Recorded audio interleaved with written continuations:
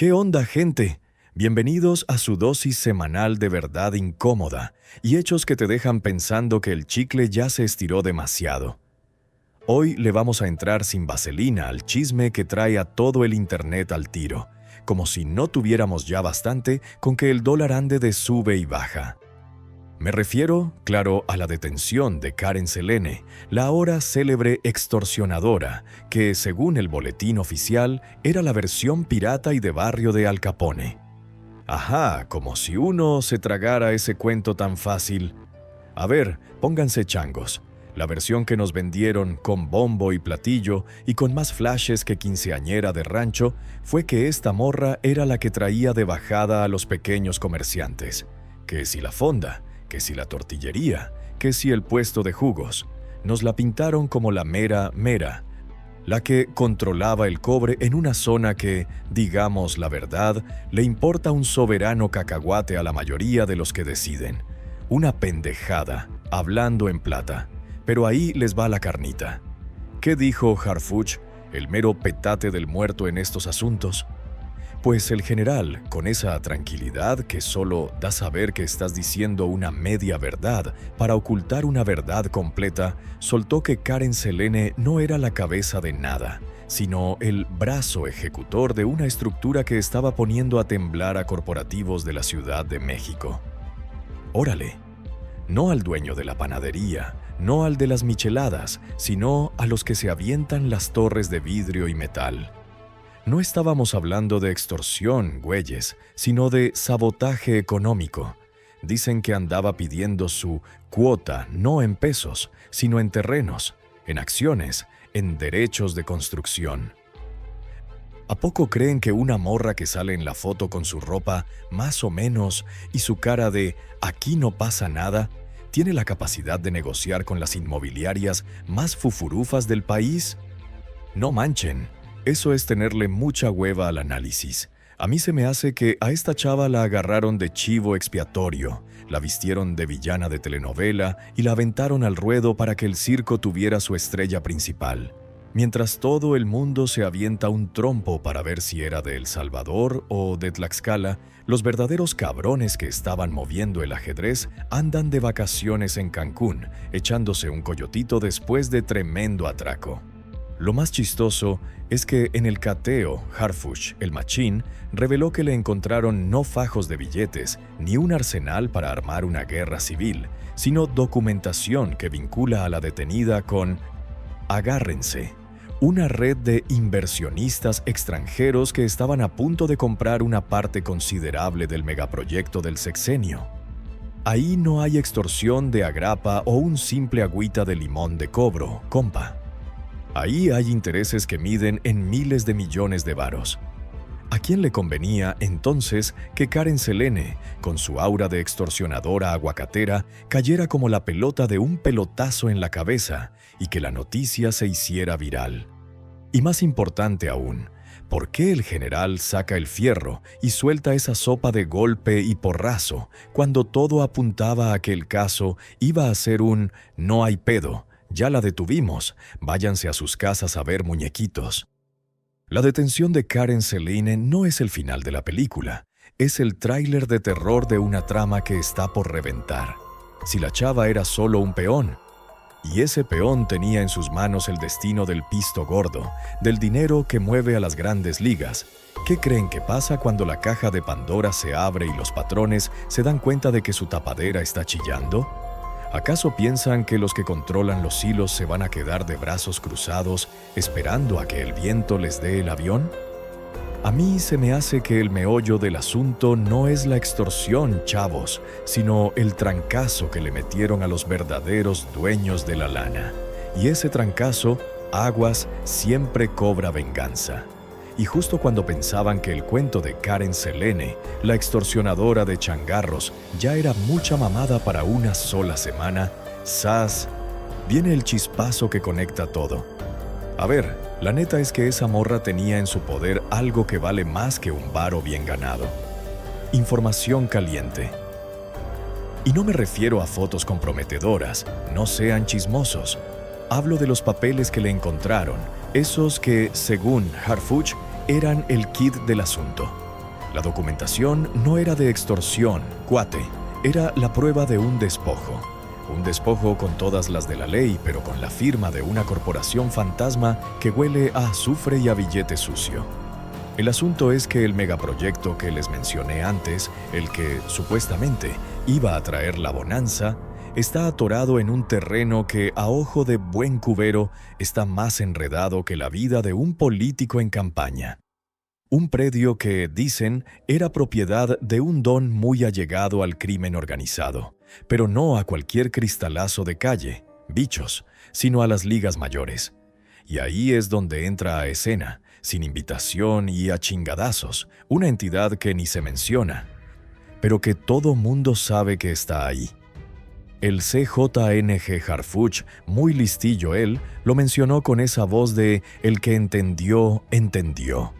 Dijo que la documentación probaba que la extorsión era una tapaderita para limpiar el terreno y que la venta se realizara sin molestias de por medio. O sea, el CJNG le estaba haciendo el paro a los inversionistas de cuello blanco, pero con sus métodos, digamos, poco ortodoxos. Le pedían a Karen Selene, la pobre chava que se hiciera pasar por la dueña original del predio, que pusiera la cara, y que, con eso, los inversionistas se lavaban las manos diciendo que ellos solo compraron a una particular, que de pura chiripa resultó ser una extorsionadora. El plan con maña era perfecto. Detienen a la morra, le cargan todos los muertos, la exhiben como la mala del cuento, y con eso, el terreno ya está limpio legalmente y listo para la venta. Pero Harfuch les pintó un dedo. Al revelar que la extorsión era una cortina de humo para un despojo a gran escala con tintes de crimen de alto impacto, Chale les echó a perder la jugada. Ahora, la bronca no es solo el terreno, manos, sino el efecto dominó. El general dijo, con esa seriedad que te hace pensar que te está dando el pitazo de tu vida, que esta jugada no es un caso aislado, que hay otros megaproyectos que también están siendo limpiados con el mismo modus operandi.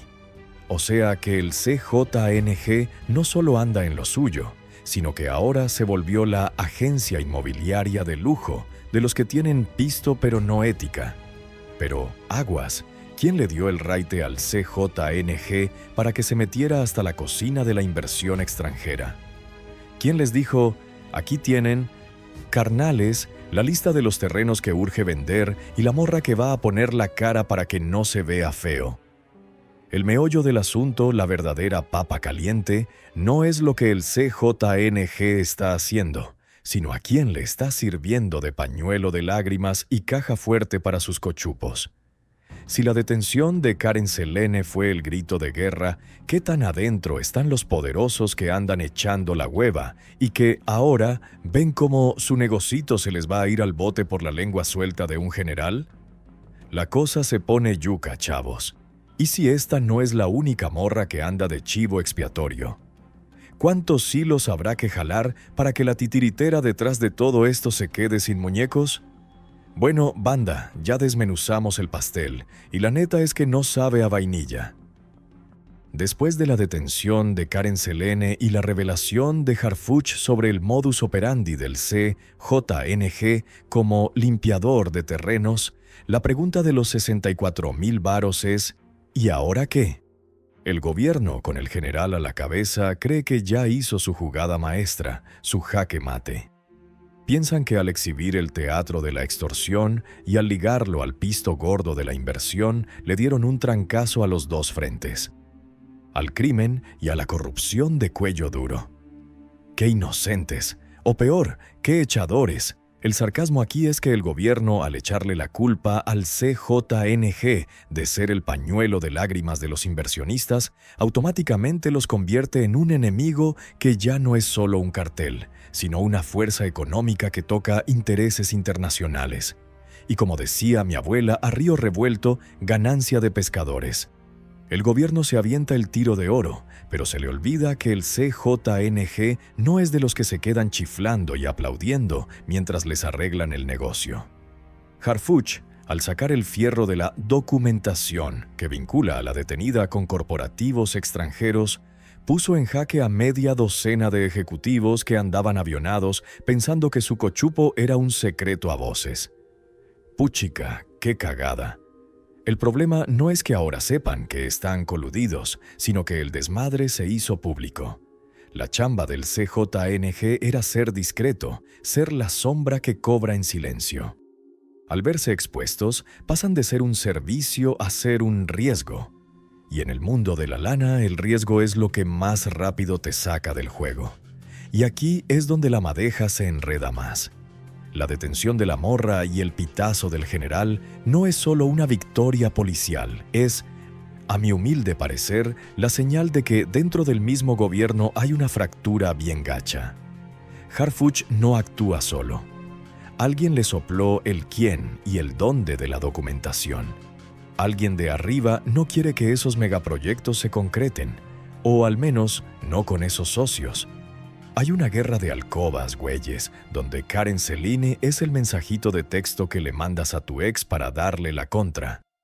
El punch final, el remate, es que la detención no resuelve el problema, lo agiganta. Al echarle la hueva al asunto del despojo, se abre la puerta a que los verdaderos dueños del predio, esos a los que les echaron la víbora chillando con la ayuda del CJNG, ahora salgan del bote y exijan justicia. Y si esos vatos tienen conexiones igual o más pesadas que los inversionistas, aguas, porque la revancha no se va a quedar solo en los juzgados. ¿Qué va a pasar? Pues a Harfuch ya lo pusieron en la mira. El banco de los inversionistas y el mercado del CJNGO acaban de sufrir una pérdida que no se cura con un Tylenol. ¿Creen que se van a quedar de brazos caídos esperando a que el gobierno les dé el avión? La revancha ya se está cocinando, y no en la estufa de una fonda, sino en la olla de presión de las altas esferas.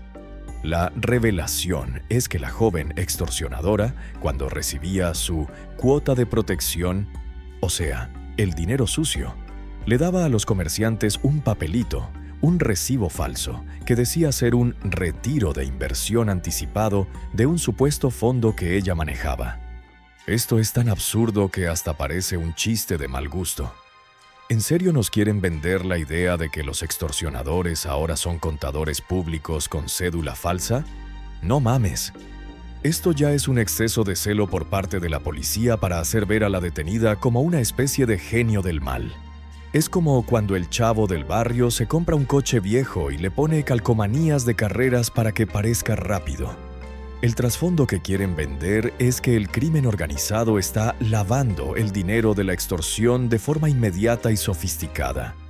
Y sí, es probable que lo hagan, pero con un papelito de retiro de inversión entregado por una joven en un café, suena a que el informe fue escrito por un guionista de telenovelas de baja calidad. Harfuch afirma que este modus operandi demuestra que la red a la que pertenecía Karen Celine era experta en el manejo de capitales ilegales y que la extorsión era solo la punta del iceberg de una gigantesca operación de lavado. Y aquí, mis escepticazos, es donde ponemos punto final a esta farsa. La problemática implícita, la que te deja la boca seca, es que si el sistema de justicia necesita recurrir a la exageración, la invención de aparatos de espionaje y la insinuación política para hacer que una detención se vea importante, ¿qué tan deteriorada está la confianza ciudadana? Y, sobre todo, ¿qué tan poderoso es el verdadero patrón que el gobierno tiene que sacrificar a una pez tan pequeña para que parezca que está ganando la batalla? El telón ha caído, pero la función de la impunidad continúa, con nuevos actores y el mismo guión. Hasta la próxima, y no se dejen engatusar.